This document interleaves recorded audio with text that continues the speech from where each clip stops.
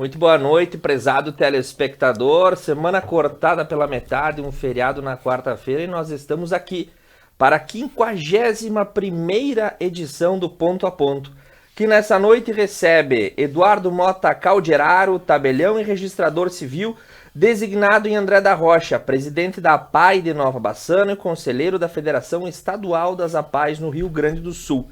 Ex-vereador e ex-presidente da Câmara de Nova Bassano durante 2 mandatos pelo Partido dos Trabalhadores. Felipe Pavan, graduado em empreendedorismo pela Universidade de Shenzhen, na China, com um pós em MBA em Neurobusiness pela Fundação Getúlio Vargas em 2018. 31 anos de experiência na iniciativa privada, conselheiro de joint venture no país chinês e 2 vezes premiado como destaque exportador no ramo metal mecânico pela ADVB. Leonardo Bock, professor formado em História pela UPF, com pós-graduação em Metodologia do Ensino e Pesquisa pela Universidade de Caxias do Sul. Foi professor em várias escolas de Nova Prata e região, na UX, na UPF, em pré-vestibular e é coordenador do Núcleo de Educação do Presídio Estadual de Nova Prata e presidente do Conselho da Comunidade do Presídio Estadual. Muito boa noite, senhores, sejam muito bem-vindos. Leonardo, regressando à nossa bancada. Primeiramente, sentimentos pela passagem da senhora, sua mãe, aí na semana passada, todas as nossas condolências e muito obrigado por estar aqui conosco. Nós que agradecemos, a família toda. Muito bem, senhores e senhores, estamos aqui no dia 3 de novembro de 2022 e chegamos ao final do pleito eleitoral, definitivamente, de fato e de direito, encerrado a eleição mais polarizada da história democrática brasileira e nós tivemos aí a vitória de Luiz Inácio Lula da Silva, 50.9 contra 49.1, é isso mesmo? Isso. E nós tivemos aí toda essa disputa que foi acompanhada pelo Brasil inteiro no último domingo. O tema do nosso primeiro bloco é justamente amplo para que todos possam dissertar acerca de um fato consolidado na história. Luiz Inácio Lula da Silva foi líder sindicalista do ABC Paulista, é líder do Partido dos Trabalhadores, foi presidente do Brasil entre 2013 e 2010, sendo diretamente responsável pela incursão de uma série de políticas públicas de cunho social na administração pública federal. Liderança aclamada internacionalmente, que na segunda metade dos anos de 2010 se viu acusado, condenado e preso em uma série de processos vinculados à Operação Lava Jato. Processos posteriormente revisados pelo Supremo Tribunal Federal, permitindo o retorno de Lula à vida pública. Lula sai do cárcere e se lança candidato à presidência em 2022. Contra a direita de Jair Bolsonaro, atual presidente, em uma eleição de antagonismos e de extremos, pautada pelas mútuas acusações e a ausência de propostas concretas para o Brasil. Por uma diferença de pouco mais de 2 milhões de votos, Luiz Inácio Lula da Silva retorna à presidência da República para governar um Brasil diferente do seu primeiro período.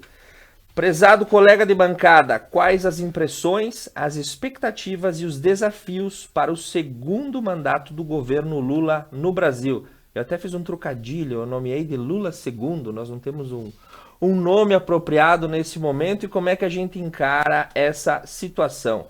E eu tenho, antes de nós começar com a opinião da bancada, eu tenho uma impressão muito vívida, né? Nós falávamos em líderes da política mundial, muitas vezes vinha a imagem de Nelson Mandela e outros mártires. Com certeza, internacionalmente, a história escreverá Lula como um desses personagens que foi mandatário, depois foi preso, depois retorna à política, se elege presidente novamente, derrota a direita constituída no Brasil e agora segue para um grande desafio, porque o Brasil de agora é o Brasil do século XXI. Como é que as páginas de história vão dizer o que está prestes a acontecer, professor Leonardo Bock? Bom, antes de mais nada, boa noite quem nos assiste, nossos colegas aqui da bancada, o pessoal da técnica. A impressão que eu tenho é que, sim, A tendência é que, historicamente falando, o Lula é um grande líder mundial, isso não se discute. E a nível de história, talvez aí com Getúlio Vargas, Juscelino, talvez, mas acho que com Getúlio vão ser os grandes nomes aí que nós vamos ter na nossa República. Com relação às expectativas de um futuro governo, eu acho que cabe a gente dizer algumas coisas. Primeiro, ainda que a figura do Lula tenha sido a figura central, a gente tem que levar em conta que quase constituiu-se numa frente ampla, né? O que era um desejo de muitos da centro-esquerda desde lá de 2016, né? Com o segundo turno, essa frente ampla ela saiu do espectro dos partidos políticos, propriamente, dos 10 partidos, e foi para a sociedade civil, né? Tu tem, só para dar um exemplo, tu tem ali 4 ex-ministros da Fazenda, né? Pedro Malan, Mini Fraga, Bresser, etc., né? Fora de outros setores da sociedade. Então, a nível assim de disputa política, a gente tem que entender que tinha muita coisa em jogo. E eu não concordo com direita, eu concordo com extrema direita, né? Que o governo que está se finalizando agora é um governo de extrema direita. Mas a pergunta não foi essa, vamos analisar o futuro. O espaço é aberto também. Claro, mas eu entendo assim, eu vejo que, tendo em vista as propostas de campanha, né, do candidato Lula, as propostas que foram depois, chegando no segundo turno, das candidatas Tebet, da Marina, dos próprios economistas do PSDB, de outros, etc., nós não vamos ter um governo de esquerda, né? Nós vamos ter um governo de centro-esquerda. Economicamente, bom, primeiro socialmente, lógico, qualquer governo com o mínimo de decência que assumisse, iria tentar resolver os grandes problemas sociais, né, que hoje a população brasileira sofre. Que é a questão de boa parte da população com a questão da fome, é a questão da inflação imensa. Em todos os programas que eu vim aqui contigo sempre falei isso, sobre os produtos básicos, né, que não é a inflação real, a questão de preços de combustível, energia, etc., né, que é aquilo que pesa no bolso das pessoas, né? Então, qualquer governo que fosse assumir iria para esse sentido. E isso foi apontado durante a campanha, né? Além disso, então, essa questão social ela vai se abranger, linkada com a economia. Para os incautos, né, que Cuba, Venezuela, o comunismo, meu Deus, o Brasil é um país com capitalismo sólido, né? E o que nós vamos ver, provavelmente, nesses 4 anos, Felipe, sei que tu vai falar um pouco disso depois, eu acho, sim, com um gerenciamento ou uma indução, né, de investimentos do Estado brasileiro em setores chaves para atacar principalmente as questões de desemprego e renda, né? Isso sem dúvida, isso a gente já viu. Atendendo, por outro lado, aquela parte do setor produtivo, né, que está esperando isso. Basicamente assim, vamos lá, um exemplo, construção civil, né, abre muito emprego, o setor agro, né, a reindustrialização, né, que com grandes obras, tanto que o Lula falou muitas vezes, a gente acompanhou isso, que vai reunir todos os governadores, cada governador vai ter que trazer 3 obras, né, infraestruturais. Quando ele diz isso, ele já está dizendo, bom, o Estado vai atacar essas grandes obras infraestruturais, atendendo os estados, que são obras que vão abrir emprego. Então, economicamente, a gente vai ir por esse caminho, né? Também acho, óbvio, que vai haver um aumento salarial real. Isso já está se discutindo hoje, né? Hoje nas reuniões dos grupos de transição, né? Está saindo lá uma PEC, estão chamando PEC da transição, onde que não estava previsto para o orçamento de 23 os R$ 600 do Auxílio Brasil. Não estava. Então, no primeiro dia, o Alckmin esteve lá, né, hoje, negociando essa questão. Né? Então, eu vejo assim, que economicamente econômico e socialmente são esses setores. E politicamente, eu entendo que o país vai voltar a uma normalidade. Né? Com cada poder no seu quadrado, né? Respeitando-se mutuamente, com as relações tradicionais ou não, principalmente entre o executivo e o legislativo, né? Para atacar esses pontos, como orçamento secreto, emenda do relator, né? O próprio orçamento do ano que vem, que tem que ser revisto. Então, nós vamos nos encaminhar por uma coisa que nós já vivemos, mas nós estamos esquecidos politicamente, que é uma paz. Né? Basta a gente ver o que aconteceu nos últimos, nós estamos na quinta, né? 4 dias, onde que o atual presidente e os seus filhos não foram para as redes sociais, nós estamos assim, todo mundo perdido. Meu Deus, o que está acontecendo? Nós estamos em paz? Né? Então, mais ou menos é essa visão a nível econômico, a nível social e a nível político. Acho que é por aí. Depois a gente vai... Obrigado, professor. Eduardo Mota Calderaro. Também quero saudar os colegas da mesa, o Felipe, que eu não conhecia pessoalmente. Eu assisti o último programa, gostei muito das tuas ponderações, Felipe, porque ter divergências,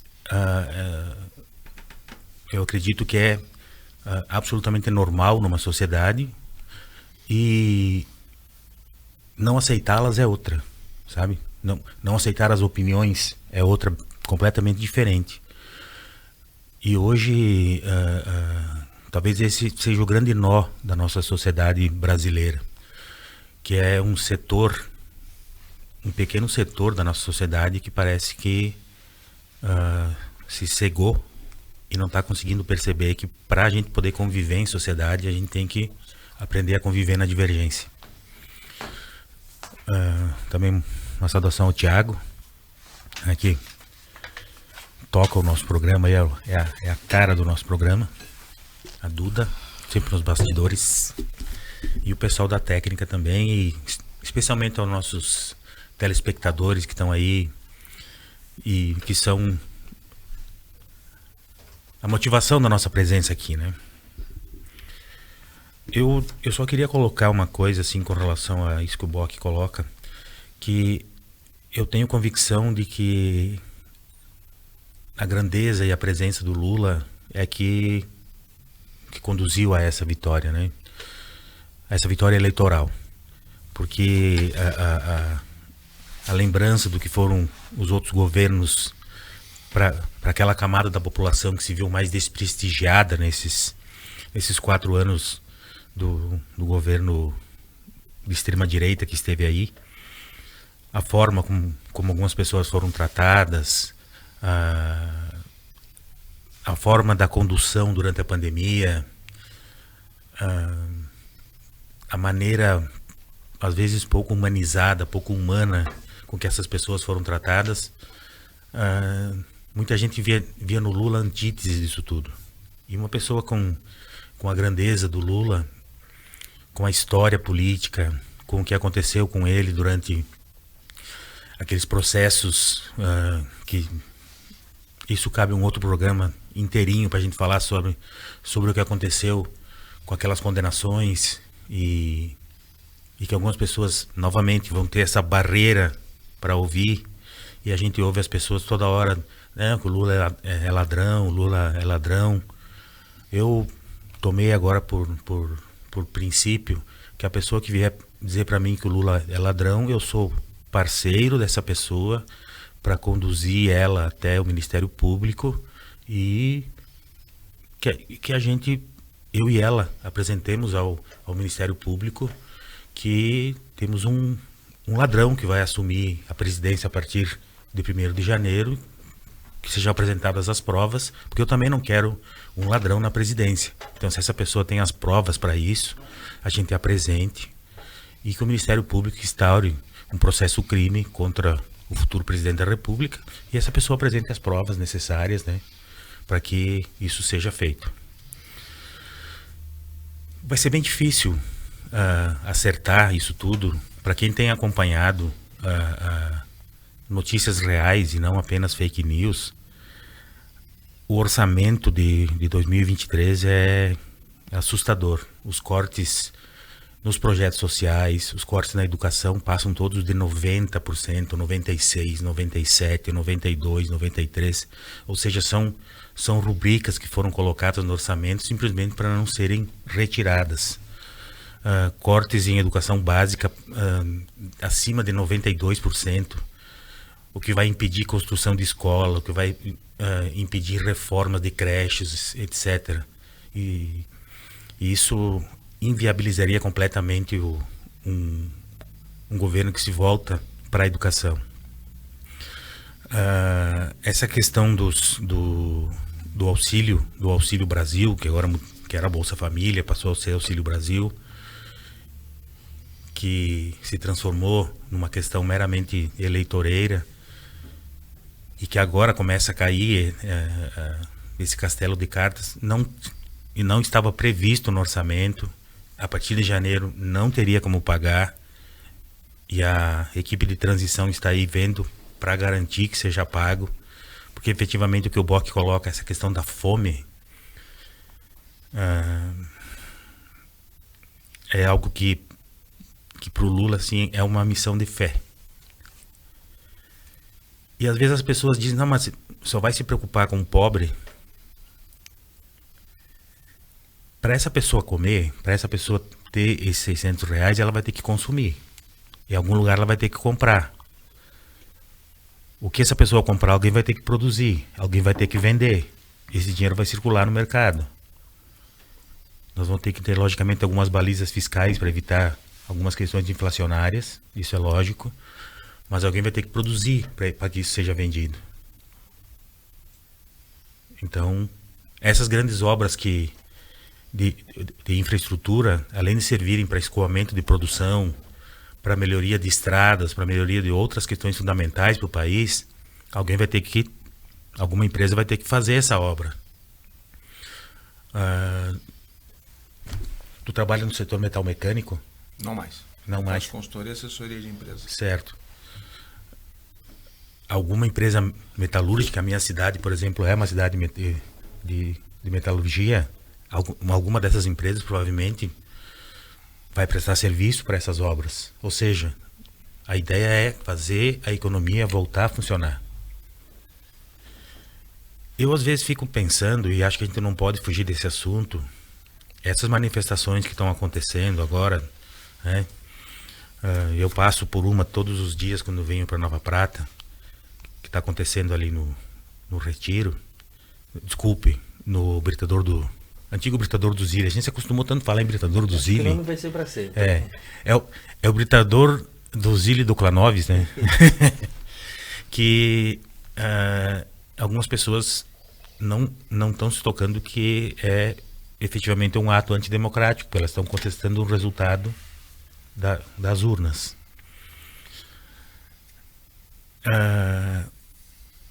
E que isso pode ter e vai ter alguma consequência judicial. O Alexandre de Moraes hoje, por exemplo, solicitou ao comando da PRF nomes e placas dos veículos das multas que foram feitas pelos PRFs nas rodovias federais. Talvez algumas das que foram tiradas aqui, na 470, pode ser que vão para lá. Não sei se foi feita alguma multa aqui na RS ou não. Aí depois isso vai ter algum tipo de consequência. E não é o Lula que é o presidente da República. Está acontecendo durante o governo Bolsonaro. Então, está se fazendo uma contestação, não é um ato contra o Lula, é um ato contra a democracia. As pessoas não estão aceitando um resultado de alguém que entrou no jogo democrático, concorreu e perdeu. E se a gente observar, por exemplo, aquela matéria que passou no Profissão Repórter, a gente vai observar que se houve alguma irregularidade, alguma tentativa de fraude nessas eleições, não sei exatamente se foi do lado que ganhou que se deu essa tentativa de fraude eleitoral. Também espero que seja averiguada. Quem tinha o sistema na mão para fazer, e o atual presidente manifestou que ele lutou contra o sistema nessa eleição, quem tinha o sistema na mão, a Polícia Rodoviária Federal na mão, era quem estava no governo. Então, algumas coisas assim são repetidas como verdade, algumas mentiras são ditas, e que parece que o interesse é que talvez não saia, esse grupo não saia, porque a partir de 1º de janeiro algumas coisas vão começar a acontecer, e a não acontecer, como o fechamento de igrejas, como banheiros unissex, como...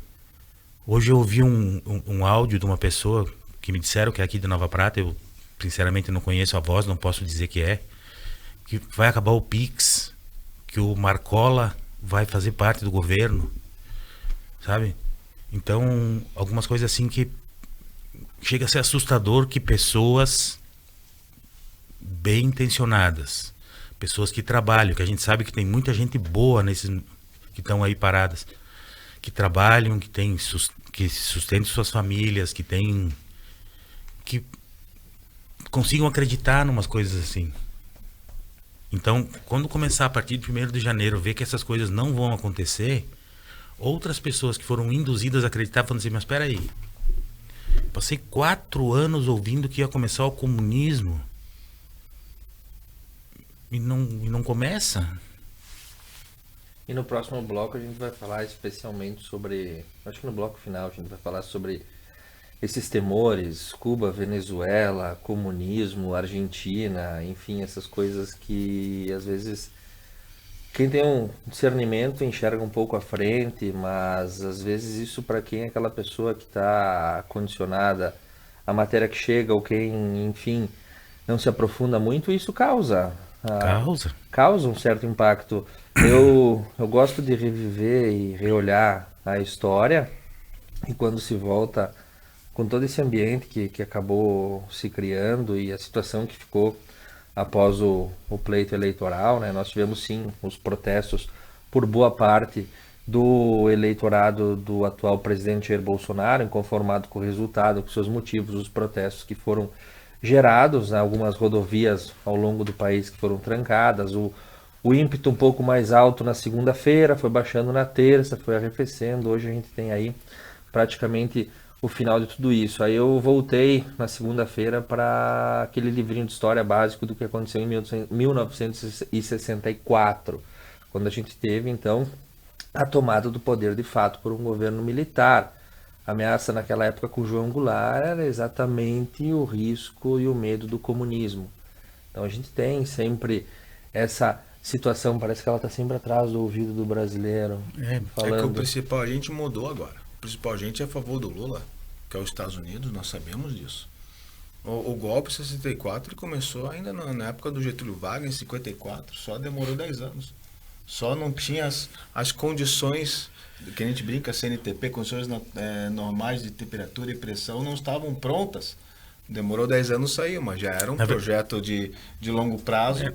E nós sabíamos quem eram os motivadores, né? Na verdade estava pronto e o suicídio do Getúlio deve ter atrasado. Foi exato, foi o que adiou, né? Foi o que adiou. Mas assim, então, só para finalizar, assim, a figura do Lula é a questão central. Eu ouvi de algumas pessoas, mas você não tinha um candidato melhor para votar do que o Lula? Não tinha nenhum candidato melhor. O melhor candidato era efetivamente o Lula. Até pela capacidade de conciliação que ele tem, de ter juntado essas pessoas ao redor dele, como o Bock colocou, da construção que vai se fazer do governo, da capacidade de negociação. e a capacidade de aprender com eventuais erros que aconteceram nos outros 2 mandatos dele, e por essa figura popular, exatamente, de uma pessoa que passou fome, que sabe o que isso significa, e que vai poder trazer, se não a paz, mas ao menos a conciliação da parte das pessoas que sejam capazes de entender que a democracia é a possibilidade da vida inteligente entre os opostos. Felipe Pavan, para a gente encerrar esse bloco, como é que tu enxerga esse segundo mandato que o Lula vai ter para fazer agora? Terceiro mandato, né? Não, Terceiro. segundo porque eu digo o primeiro Segundo, bloco, vamos lá. 2013, 2010. E o segundo porque depois desse interstício que ele dá aí de 12 anos, ele retorna ao Palácio do Planalto. Primeiro, boa noite a todos. Um prazer conhecer aqui o Eduardo. Meus sentimentos ao amigo de muitos longos anos, o Léo, Thiago. Obrigado a toda a equipe técnica aí. Primeira coisa que eu vou discordar, tudo que não é esquerda no Brasil é extrema-direita. Isso é uma questão técnica que a gente consegue provar que é extrema-direita e não é. Então é uma questão meio que o Brasil é um país que viveu nos últimos anos sempre no centro-esquerda. Então tudo que muda um pouquinho o discurso é considerado. Discordar muito do Eduardo na questão da antidemocrático, fechar a estrada, discordo, está na lei, não pode impedir ele vir. Eu acho que é exatamente o contrário, é o democrático. Muito democrático. E é tão democrático que a eleição teve e será feita como sempre. A minha preocupação não é com a eleição do Lula, nem do Bolsonaro, nem da Dilma aconteceu. É a terceiro pleito 50-50. Tem alguma coisa que nós temos que mexer no nosso sistema. Porque um país dividido, como será agora, com meus amigos de direita, que são mais... Tem a minoria barulhenta, né? Dos dois lados, muito barulhenta. Eu brinco, olha só, 2014 a economia estava muito pior, o Congresso e o Senado, Renan Calheiros era o presidente do Senado, não precisa mais começar a falar mais nada. E a Dilma não era uma boa presidente. E a Dilma se reelegeu e ninguém morreu. Nós estamos aqui, gente. Vamos parar com esse escândalo. O Brasil colocou bem aqui o Léo. O Brasil é um país que tem um Senado, que tem um Congresso, que trabalham. Não vão permitir absurdos. Né? Absurdos tipo que eu acho que vai começar a mudar com a arbitrariedade do TSE. O TSE pedir para fazer multa, o TSE não é a função do TSE, já não é mais eleição. Então são distorções. E o que me preocupa, semana passada eu falei essa frase, quando bolsonaristas estão protestando contra a censura do TSE. Eu falei, negativo. Espero que meus amigos de esquerda estejam lá também, porque a censura é para todos. E eu repito que o que nós temos que reaprender no Brasil é lembrar em quem nós votamos. E pedir para que eles... e tu cobre ele antes, que depois já era. Sobre, por exemplo, já foi tentado 2 vezes ainda no governo Dilma pelo João Willis, se eu não me engano, na segunda vez foi o João Willis com certeza, o marco da internet, de criar lá a censura. Não. Que eu fale uma coisa e que tu me leve para a justiça. Mas não proibir de eu falar. Isso está errado. E eu vou falar uma coisa, talvez ela não saiba, eu morei 6 anos na China. Eu sei o que é ter liberdade cerceada. Não brinque com liberdade. Tem um especial do Carlo Ghosn, que é o libanês brasileiro da Nissan. Presidente da Nissan. Vejam esse vídeo, que tem uma coisa que eu falo sobre a cultura japonesa que ninguém fala, que é meio... Cara, lá eles, se eles olharem para ti, tu tá me atrapalhando, eu sou japonês, eu te ponho na cadeia. Se é com razão, não, mas não há julgamento. Isso ninguém fala. Que também nos dois lados, para parar com esse papo de esquerda e direita, o extremismo é ruim para todos, se for de um lado ou do outro. Então, essa é o que nós temos que estar. A minha expectativa, que o Lula tem bom senso, acho. Ele foi condenado por vários juízes, de várias instâncias, então, perdão, Eduardo, para mim, não me representa. E o PT foi tão ruim para o Brasil que gerou o Bolsonaro. O PT foi tão ruim. E uma coisa que me chateia, porque eu adoro a discussão direita e esquerda, acho que é importante, porque primeiro que nenhum é dono Eu sou um cara progressista. E um dia eu falei uma coisa, uma questão de progresso, e um colega da prefeitura falou, então, tu é PT? Eu falei, cara, o PT não é dono do progresso, o progresso é uma coisa de cada um. Não vão botar se isso é um, se isso é outro, não. Hoje eu fui questionar num programa de rádio sobre a questão do orçamento do sigilo 100 anos, quem fez foi a Dilma ainda. E eu falei, olha só, se eu sou contra ou a favor, em primeiro lugar, o que vai ser colocado nesse sigilo? Ações do Estado tem que ser colocado pela soberania. Picaretagem? Cara, independente de quem for, eu não sou advogado de político. Eu não sou advogado. Se fez certo é certo, se fez errado é errado. Bolsonaro, durante a pandemia, falou muita besteira. É o culpado da morte? Claro que não. Vamos lá, dia 4 de fevereiro, o governo federal, o Bolsonaro e o Senado aprovaram o estado de emergência. A Globo, no dia 20 de fevereiro, botou um especialista no Domingão do Faustão dizendo que pode ter carnaval que não contamina. Porque o OMS disse que não contamina. 21 de janeiro de 2020, a OMS botou, não precisa fechar aeroporto que o Covid não passa. Por que ninguém fala isso? Porque nós somos um país que tinha um método de trabalho que era injetar dinheiro na mídia, isso aí, os números provam que era assim, e obviamente, se tu injeta dinheiro numa mídia que está morrendo, que a TV infelizmente está morrendo, né? Porque a internet mudou o sistema de divisão até das empresas que investem em mídia, já não põe só na TV, já vai no seu nicho. Hoje a internet permite que tu faça um investimento muito menor e vá no nicho, né? A TV está sofrendo com a mudança da modernidade e aí faz a campanha. Então assim, eu não, ao contrário que falo, eu falo, meus amigos, o mundo vai continuar, o boleto vai chegar na nossa casa na segunda-feira, nós vamos ter que trabalhar, vai continuar a vida igual. O que eu peço? Pessoal, falar é bonito. Saibam quem você votou para deputado federal e senador e para estadual e tente ver que lei vai passar. Se tu achar que é uma lei que discorda da tua opinião, que tu votou, se eu votei no A, votei no B, eu quero que seja passada a lei conforme a minha ideia. Aí entra um segundo ponto. Será que todo mundo faz isso?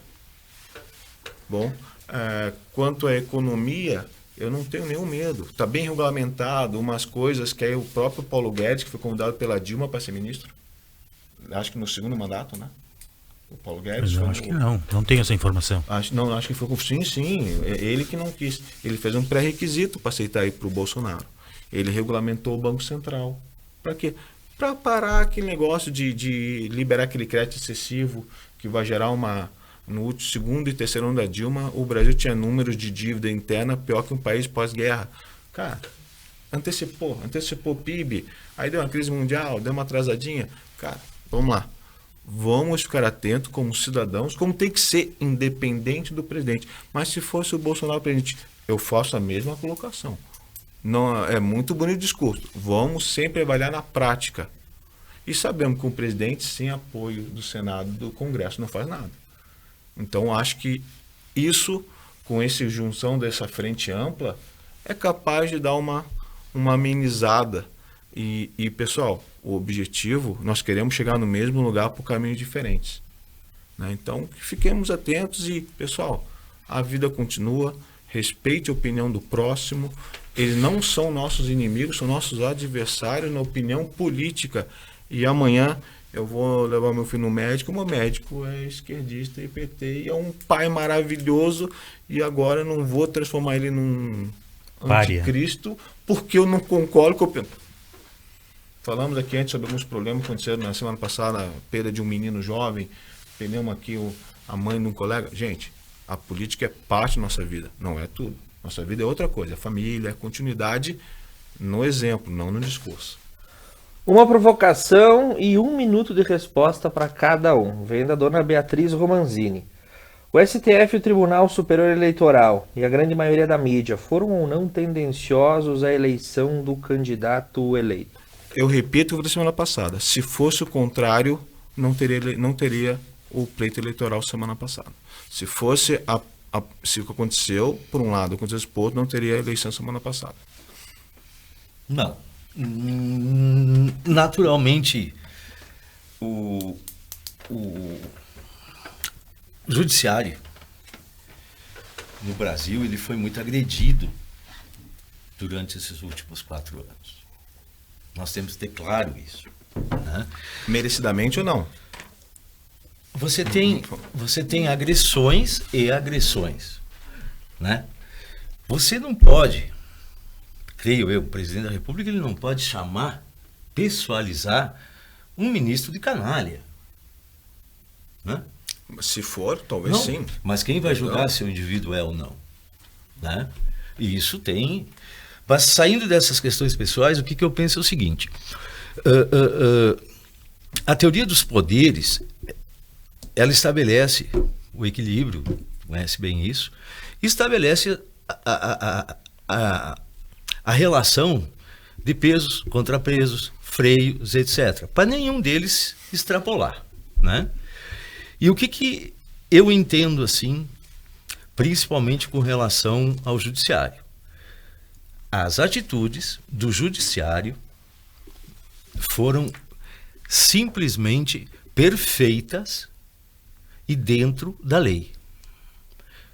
Inclusive, agora, na segunda-feira, quando dos protestos, né, enquanto que o presidente calava, teve que o judiciário, vejam bem, a gente nunca pode esquecer, quando provocado a agir. Ninguém faz nada gratuitamente. E a mídia, como um todo, a gente não pode esquecer que a mídia também tem um poder muito grande. E uma diferença entre a eleição de 2018 e a atual foi que a chapa vencedora trouxe para dentro de si uma equipe poderosa de influencers que conseguiram, principalmente nas redes sociais, neutralizar o mesmo grupo que tinha ganho lá em 2018. Né? Porque as redes sociais tiveram muito mais influência, tanto nessa como na anterior. Eu passei de 1 minuto, mas é por aí. Quando as pessoas perdem na justiça, elas tendem a dizer que a justiça é injusta. Quando a justiça age para coibir abuso, ela é injusta? Eu só queria fazer uma ponderação com relação à questão da censura. Eu acho que o direito de mentir indiscriminadamente não pode ser absoluto. Não dá para tu ter o direito de mentir indiscriminadamente e te esconder sobre o manto da liberdade de expressão. Isso não pode acontecer. E não dá para a gente estabelecer como regra, como é na China ou como é nos Estados Unidos. Nós somos uma sociedade diferente. Nós temos uma sociedade aqui. A resposta da Beatriz, respeitosamente, assim, eu digo, não houve excesso, não houve tendência para nenhum lado, porque a justiça agiu de acordo com padrões estabelecidos pela própria justiça. E quando provocada. E valeria para os dois. Se os dois tivessem feito a mesma coisa, a regra valeria para os dois. Eu só vou colocar aqui. Desculpe, a ministra Carmen Lúcia, ela falou durante o discurso dela que é inconstitucional que ela está autorizando, mas por motivo excepcional ela liberar. Nós temos estado de exceção causado pelo tribunal, tá? Isso, para mim, perdão, com todo, é um absurdo. Como cidadão, tu devia ter tão indignado quanto a mim. Perdão, como cidadão. Eu não ouvi essa afirmação da Carmen Lúcia. Eu tenho tentado. Foi um vídeo que ela botou. Eu estou te dizendo que eu não ouvi. A Constituição proíbe isso, mas por estado excepcional até dia 31 nós vamos liberar isso. Gente do céu. De novo, nesse momento ajudou o seu lado, não tem problema isso, cada um defende o seu. Só que a censura que acontece? É para todos. O que acontece?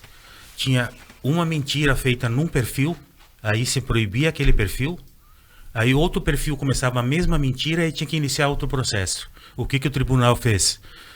O proibido é a mentira. Se essa mentira sair num outro processo, se a mesma mentira sair num outro perfil, o mesmo processo vale para esta outra, para a mentira que saiu num outro. Então, o proibido é a mentira e não o perfil. Então, se sair no outro, vai em apenso para o outro processo e já caça a mentira no outro lugar. Era o que acontecia direto, Felipe. Então vamos pegar a pergunta realizada ao Mark Zuckerberg no Senado americano, quando perguntaram quem é que liberava ou não liberava.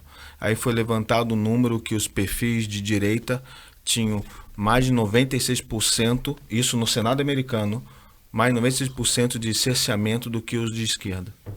96%. Então, assim, os perfis anti-aborto, estou dando fato, dos redes sociais.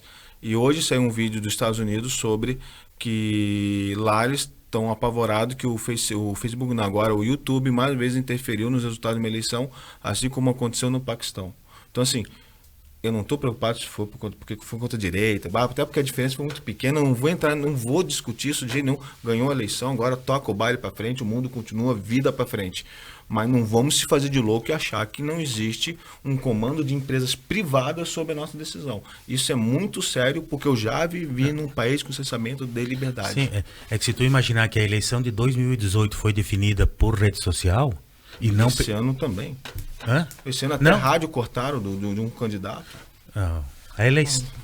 Felipe, tu não pode estabelecer aquele conjunto de provas apresentadas como sendo minimamente...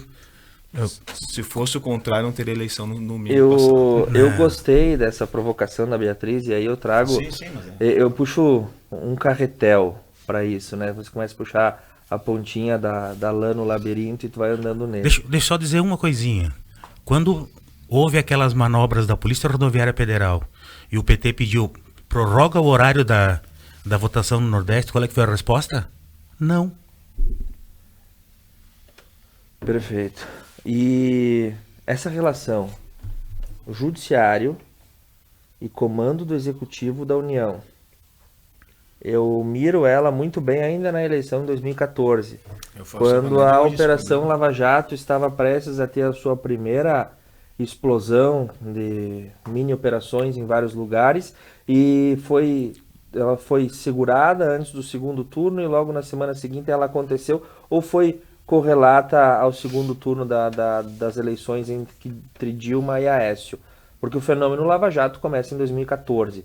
E nós temos uma ascensão desse fenômeno em 2015, 2016, ele vai eclodir aonde? Ele vai eclodir quando Dilma perde os 2/3 do Congresso Nacional, a economia estava completamente espatifada, na época eu trabalhava na indústria, foi anos péssimos a partir de 2015, 2016, e aí nós temos o quê? O impeachment. E nós temos uma mudança nesse jogo, né? O Judiciário, através das suas atuações, provocado, sim, pelo Ministério Público Federal, à época, enfim, uma série de investigações, foi levando a cabo todos esses processos que saíam de Curitiba ou que saíam do Rio de Janeiro, porque era Moura e Bretas que encabeçavam a maioria dessas ações dentro da Lava Jato. Nós temos essa alteração comportamental, porque isso, claro, escorreu para o Congresso, houve o impedimento da presidente Dilma, assumiu Michel Temer com um governo de transição, e o que nós acompanhamos? Sim, esse nascimento. Até essa época, Jair Messias Bolsonaro era conhecido como um deputado federal do Rio de Janeiro, que brigou com Maria do Rosário, e que no voto do impeachment de Dilma, ele disse, pela honra do coronel Ustra, ele votava sim. Essa figura ela não existia, então ela surge, a extrema-direita é personificada a partir desse caminhar. Essa é uma teoria minha de analisar esse caminhar de fatos. E aí, Jair Messias Bolsonaro surge como a figura da extrema-direita. O peso do TSE e do STF nessa eleição de 2002, para mim, numa leitura, 2022, desculpa, numa leitura, professor, bem a partir de Raimundo Faoro, ela veio como aquela mão que em 2018 condena o Lula no TRF4 e o torna inelegível para aquela eleição de 2018, tira do pleito eleitoral, só que daí quem vem no lugar do Lula? Surge no lugar dele uma figura da direita cujo qual nós não temos controle ou inferência. Nunca se viu uma marcha pelas ruas do Brasil pedindo impedimento de ministro da STF. Nunca se viu vigília na frente do tribunal. O tribunal ficou apontado de frente para a sociedade. A resposta veio, obviamente, na coordenação de todas as eleições e de todos esses fatos que são apontados perante os julgamentos trazidos. Na minha humilde opinião, tiramos com uma mão em 2018 e devolvemos na parcela que nos cabe em 2022. Por isso, claro, que isso fica de um elefante na sala foi deixado, mas é a própria ação da figura do Poder Judiciário, que assume uma proeminência muito grande no Estado Democrático de Direito. Nós tínhamos lá no Estado Liberal primário a proeminência do Parlamento. Nas ditaduras, a proeminência da figura do presidente, do mandatário da nação. E agora, no Estado Democrático de Direito, o Judiciário assume essa ponte e os tribunais superiores têm um papel decisivo. Isso, claro, freios e contrapesos, como nós tínhamos falado. E eu acho que nesse momento, só para não deixar... Ele foi determinante, né, para a sobrevivência da democracia brasileira. Discordo. Porque o perfil e todo o histórico, né, do atual presidente, ele é antidemocrático, né? E aqui eu não estou julgando. A decisão foi tomada por um advogado que nunca foi juiz e que era advogado do PCC de São Paulo e que ele definiu e foi preponderante, foi importante. Isso é que me preocupa. Isso que me preocupa. E não preocupa para mim, tem que preocupar para vocês também. Perdão. O que me parece que o Alexandre de Moraes ele vestiu a toga e ele seguiu em reta uniforme. Absolutamente legalista. E essa sensação de que em 2018 fizemos algo, vamos pensar no inconsciente coletivo, né? Em 2018 fizemos algo que fez surgir um resultado que não temos controle, agora precisamos balizar novamente essa situação. São fatos que a gente não pode esquecer. Tem que fazer um intervalo, isso? Isso. Nós teríamos que fazer um intervalo, mas nós estamos quase às 10 horas no final do programa. Eu vou fazer uma última provocação, porque daí nós temos um bom público nos acompanhando, não vai adiantar de fazer um intervalo. Só colocar isso aqui. A gente não pode esquecer que no dia 7 de setembro de 2021, o atual presidente tentou um golpe. Mas qual golpe? A ideia era armar o golpe. Tanto que Falácia. no dia 8... Aí fala fake news. Essa eu nunca ouvi falar, primeira vez que eu ouço, cara. Primeira vez que eu ouço falar. Felipe, houve toda uma movimentação, a gente não pode esquecer disso, que simplesmente no dia 6 de setembro, 5, 6 de setembro, o presidente insuflou a massa, e aqui eu estou falando de fato, né? Insuflou a sua massa para o dia 7.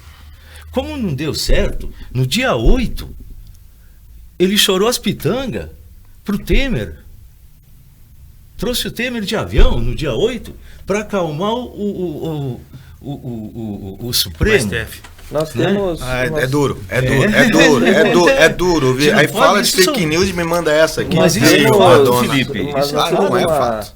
Uma situação ela bem especificada, e eu quero encerrar o programa porque já são 22 horas, né?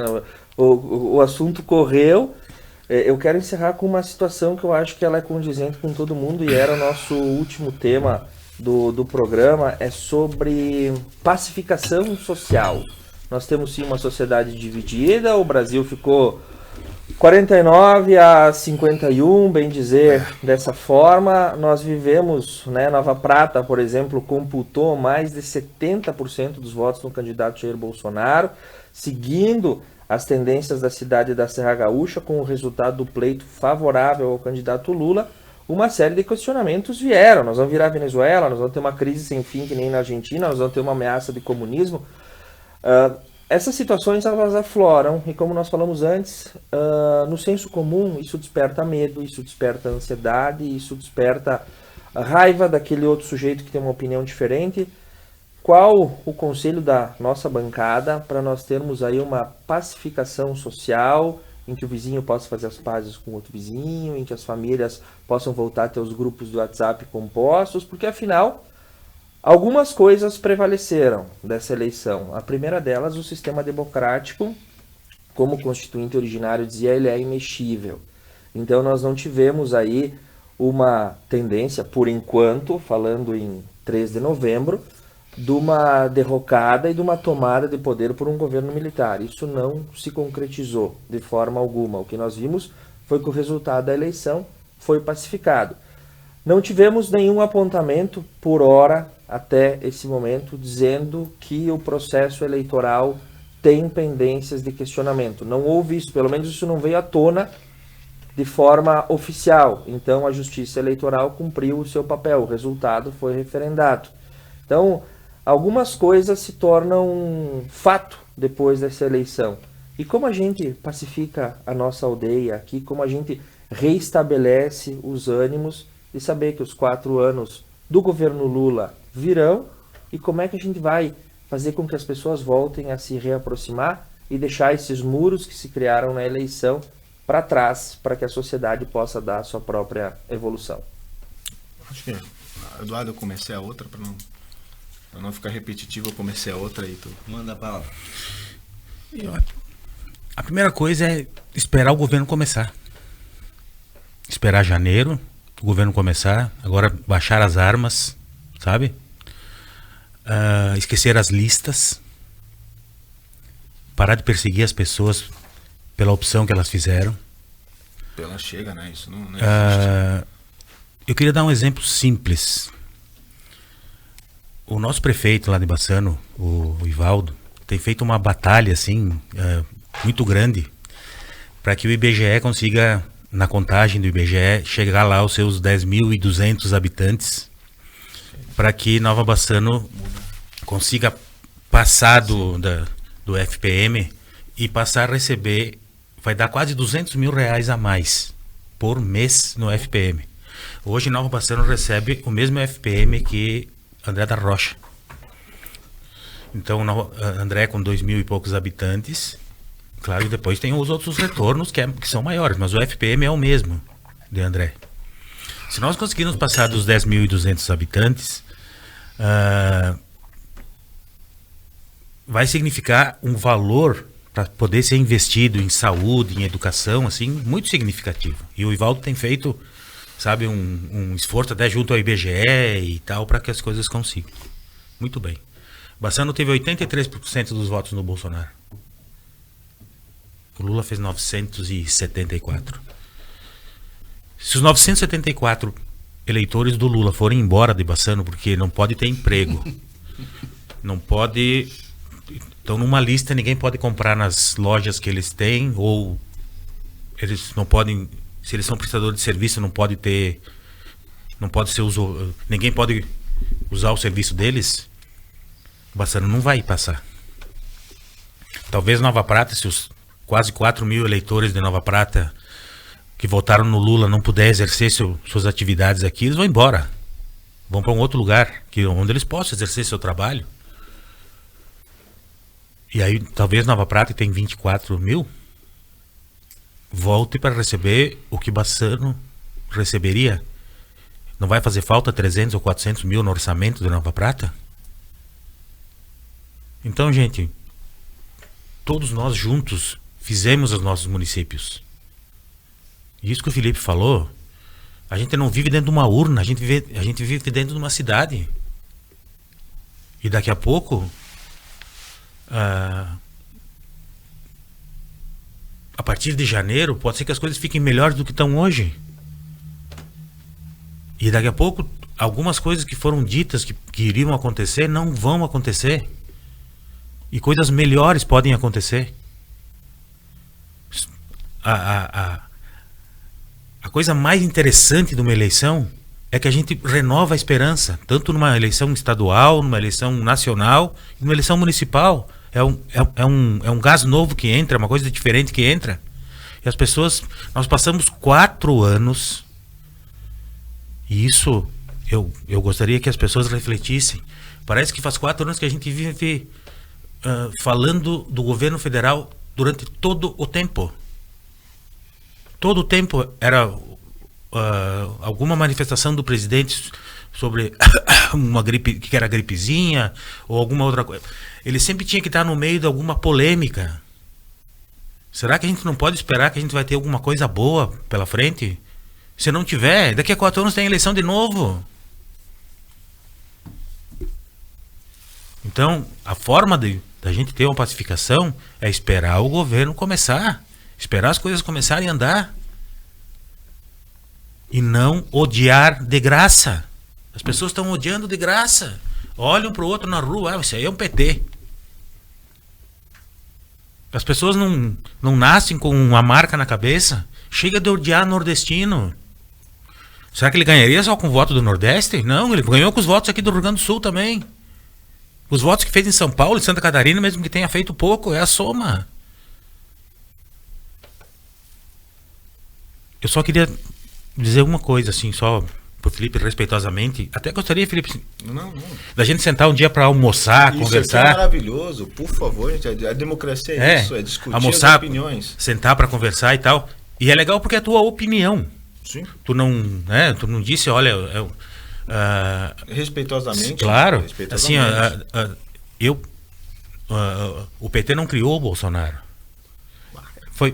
O Bolsonaro era um nada, cara. Só que ele veio no vazio que se criou depois do rompimento do Pacto Democrático com o impeachment da Dilma. Ali acabou o respeito a instituições. Ali não valeu mais eleições, entendeu? Tanto a direita quanto a esquerda tem o mesmo problema. Não há nomes. Sim, isso é um problema. Ali nós temos que pensar como cidadão. Não, concordo Por contigo. isso que eu repito, vamos olhar nossos deputados. Vamos olhar. Eu aposto que tem muita gente na direita, e não na extrema direita, na direita. E na esquerda, bons. Não. Tem muita gente na direita que queria um nome diferente. E na esquerda também. Sem dúvida. Não houve outro nome. Assim, existe direita no Brasil. Existe. E ela tem que achar agora um norte. Porque o norte não é a extrema direita. Porque o Bolsonaro está pensando nele agora. O Bolsonaro está pensando em como é que ele vai escapar das armadilhas que ele mesmo se deixou. Porque... Eduardo, posso só... Claro. Não é um debate, mas uma coisa que tu falou que eu troca achei muito interessante. Tu sabe o que é... Qualquer coisa que tu fala... Vamos falar sobre o Covid. Eu acabei de falar, tá só olhar. 4 de fevereiro de 2020, o Bolsonaro e o Senado aprovaram o estado de emergência no Brasil e a TV foi contra lá no dia 20 de fevereiro para poder fazer o carnaval por causa dos contratos. E cada um defende o seu, eu não julgo. E ele se posicionou muito mal nas falas dele, não vou julgar. Foi com a história da cloroquina. Mas tu sabe que qualquer coisa que tu fala sobre o assunto, se eu falasse, olha, eu li todos os documentos das vacinas, ó, a Pfizer é muito bom para menina e para criança. Eu li em inglês os documentos. E se eu falar isso aqui, hoje eu sou genocida, fascista. Cara, a televisão brasileira, uníssona, falou mal de um governo todos os dias. Muita gente, Eduardo, eu não, para mim, eu não tenho TV aberta, acho que é 17 anos, desde que eu fui embora do Brasil, depois quando eu voltei, não vejo, por hábito mesmo, por causa da internet, por causa do trabalho, né? Não dá tempo. Tem gente que se aborrece com isso. É uma minoria também. Porque a maioria absoluta do que votou no Bolsonaro e a maioria absoluta que votou no Lula, quando sair amanhã de manhã, quando acordar da cama, vai entrar numa empresa e vai trabalhar. É isso aí. Ou na sua roça. O problema é que o que aconteceu nos últimos anos, o que o TSE fez na última semana, se vocês da esquerda não sentem-se também punidos, isso me preocupa. Eu vou de novo. Eu sei o que é viver com cessamento de liberdade. Então, nós temos que lutar com ações, com opiniões e não mais alimentar esse ódio. Tá? Então, tu tem de um lado um cara que apareceu por causa do acaso, que o Bolsonaro foi o acaso. E do outro lado um cara que foi condenado em 3 instâncias, se não me engano. Cara, não é o Brasil que eu quero, nem vocês querem, esse eu também não quero. Então vamos lá, o que nós temos que pensar? Que a esquerda seja de fato esquerda. E que a direita seja de fato direita, com novos nomes. Aí entra um gap que eu ia falar agora, o maior investidor da campanha do Lula foi Itaú, foi a família de Itaú. O Lula, os bancos bateram recorde, de ser recorde mundial de lucro dos bancos brasileiros. Pô, então não é esquerda, vamos lá, não é? Então assim, pessoal... Eu não tenho essa informação também do... Eu estou te dando informação. Informação. Não, estou dizendo que eu não tenho. Não estou dizendo que tu não está falando certo. O que eu quero dizer? Gente, não existe mundo perfeito. E se o Bolsonaro fizer uma coisa errada, eu vou ser o primeiro a brigar, como tem que ser o Lula. Só que isso começa na ação do cidadão, que é uma coisa que nós não falamos, que nós temos que aprender, isso tinha que começar na escola, porque eu sei em quem eu votei nas últimas 6, 7 eleições. Eu também. Eu sei, hoje, desde 2014, que houve essa cisão de 50-50, que é o que me preocupa como cidadão. Pô, será que nós somos tão diferentes que cada um quer uma coisa, mas a cada dois, um quer uma... Isso não é bom para nós, não é bom para ninguém, não é bom para a esquerda, não é bom para a direita. O fato é, como a gente pode chegar? Nós estamos acompanhando nossos deputados, nós estamos sabendo o que vai ser votado. Esse caso do João Willis, eu sabia. Sabe quem salvou esse caso do João Willis de querer botar no marco da internet a questão da censura? Eduardo Cunha. Mas como é que eu sei? Porque eu acompanho os deputados. Tem que tirar um tempinho do dia, como eu presto serviço à empresa. Então eu faço planejamento, tem empresa do ramo de arma, por exemplo, que eu trabalho. Eu tenho que estar preocupado que para ele pode vir a mudar algumas regras. Não vai acabar o negócio, não vai deixar de liberar. Vai ser quase normal. Vai talvez aumentar a exigência. Ponto. Cara, lei não se discute, lei se cumpre. E, de novo, nós estamos no mesmo barco. O que eu falava quando o Bolsonaro estava, eu ouvia falar mal dele todo dia. E vamos falar de economia. Olha a Argentina, olha os outros países, olha como nós estamos bem, porque foi feito o controle de teto de gasto lá atrás. Discutimos, é um outro problema só para teto de gasto. Né? Mas assim, deu liberdade de dar isenção de imposto para poder diminuir o custo do combustível, para poder chegar na comida. Bom, então não é tudo bom, também não é tudo ruim para todos. Para todos. E o respeito entre as pessoas é o principal. E eu vou falar agora de coração aqui, eu vou abrir o coração para vocês. Vejo muita gente da esquerda que estava quieto começar a debochar. Não faz isso. Eu não faço isso. Porque é o seguinte, cara, o cara é um pai de família, ele pode ter uma opinião ruim. Tu pode ter discordar de tudo que ele fala e ele está completamente enganado com uma fake news. Não debocha, cara. Eu não faço, e nos meus grupos, inclusive, onde eu tô, no domingo, inclusive, eu orientei, não se solta foguete, não se faz nada. Não se debocha, porque é apenas resultado. Festa com foguete se faz em clube de futebol. E até se evita, porque tem cachorro, tem essas coisas todas. Aí aqueles que defendem que não pode estar para os cachorros, só tapar, pegou... Vai lá. Professor Leonardo, pacificação social, como que a nossa sociedade retorna aí para o seu lugar, para o seu status quo, pelo menos no comportamento, e a gente deixa os ânimos um pouco mais calmos para os anos que se vêm? Pela velocidade que as coisas acontecem no mundo atual, vai ser natural, por uma série de fatores. As pessoas têm, é um clichê, mas as pessoas têm memória curta, isso é fato, né? E quanto mais incautas as pessoas, que são essas que são afetadas pelas redes sociais e pelas fakes, etc., mais curta ainda é essa memória, né?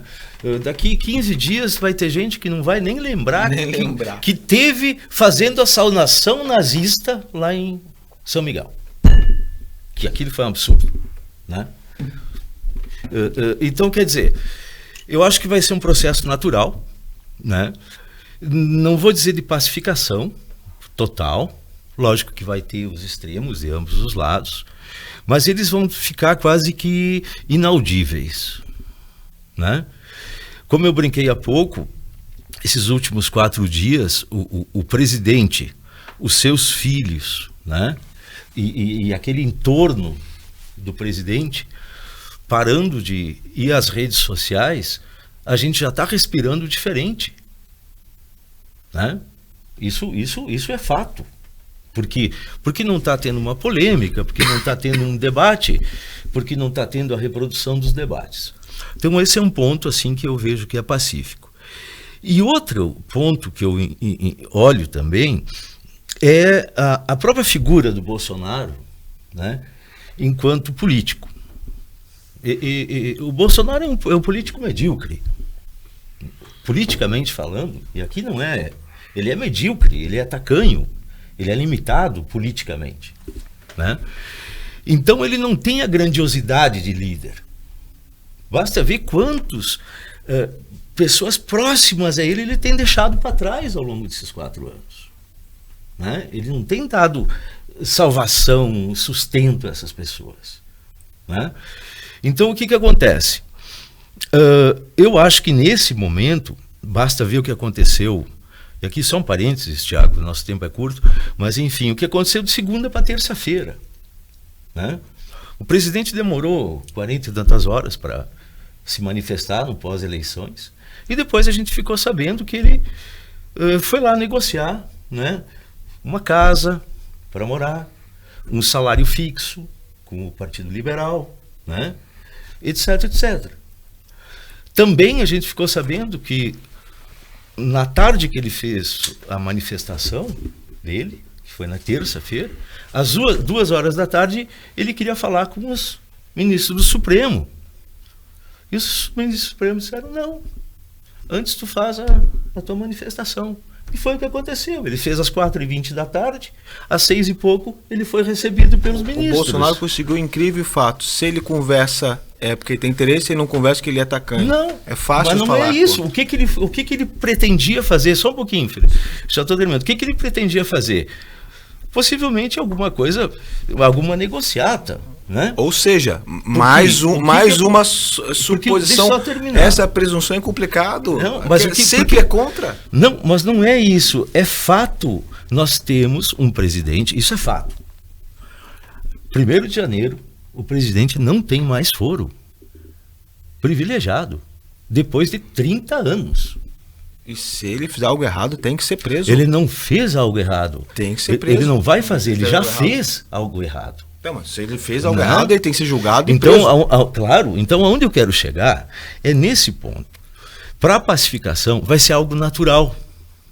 Né? E especialmente para fechar a minha fala, é que a nível mundial, a extrema-direita tem sofrido um revés atrás do outro. Está sobrando só lá a Polônia, a Turquia e agora a Itália. Certo? E a Turquia inverteu, não inverteu também? Ainda não. E o que acontece? O principal mentor de tudo isso, que é o Steve Bannon, né, junto com o Trump, certo? Estão nas garras da justiça. O Steve Bannon vai para a cadeia nos Estados Unidos, que é o grande mentor do atual presidente e do seu entorno. Né? Ou seja, tu tem um aspecto internacional que tem que ser avaliado. Ou seja, quando tu vai perdendo apoios, né? E esses apoios, vamos lá, eles não se revertem em nada, tu vai ficando sozinho. Por isso que eu entendo que o Bolsonaro vai voltar à sua insignificância a médio prazo. E para você que nos acompanhou, muito obrigado por toda a audiência, agradecendo aos nossos patrocinadores, Service Contabilidade, Unimed Vale das Antas, Arcier Construtora, ProEstar Clínica de Saúde, Universidade de Caxias do Sul, GB Vidros, Oriplanta, Tá na Roda Pneus e Espanhol Materiais de Construção. Os nossos telespectadores, a dona Beatriz Romanzini, a Giovana Plete Pavan, a Graziela Ancilago, a Renata Farina, a Dayana Pazinato, o Vini Bedin, nosso querido Vini Bedin, a Ana Hermínia Todeschini Sasso, a dona Carmen Corso, a Lorena Volpe Corso, Fabiano Rodrigues de Oliveira e todas as pessoas que nos acompanharam na noite de hoje, muito obrigado. O meu recado para pacificação social é o seguinte: o brasileiro tem que seguir a sua senda, quem tem que trabalhar vai ter que trabalhar, nós vamos ter toda uma remodelação de poderes, o Brasil vai andar naquela marcha reduzida até abril do ano que vem, até as melancias se assentarem na carroça. Nós temos sim um presidente de centro-esquerda, que é a opinião que nós chegamos aqui, nós temos um Congresso, maioria formada a princípio de centro-direita, então os poderes vão se balizando. Aguardaremos o comportamento dos tribunais superiores para esse período que vem. Eu agradeço a Duda que está na técnica, Thiago, agradeço o Jeff que está lá agora, na nossa técnica, como o Duda falou, temos Copa do Mundo chegando em dezembro, vamos arrefecer um pouco esses ânimos, vamos deixar a vida voltar ao seu curso normal, porque tem um detalhe importante também, a nós mortais que estamos aqui na linha de baixo, muito pouco do que acontece na linha de cima, nos donos do poder que estão lá na capital federal, pode chegar e pode mudar do dia para a noite a nossa vida. A vida deles sim, essa vai mudar, fiquem tranquilos, mas a nossa é na labuta. Obrigado, Felipe Pavan. Foca no boleto. Foca no boleto. Obrigado, professor Leonardo Bock.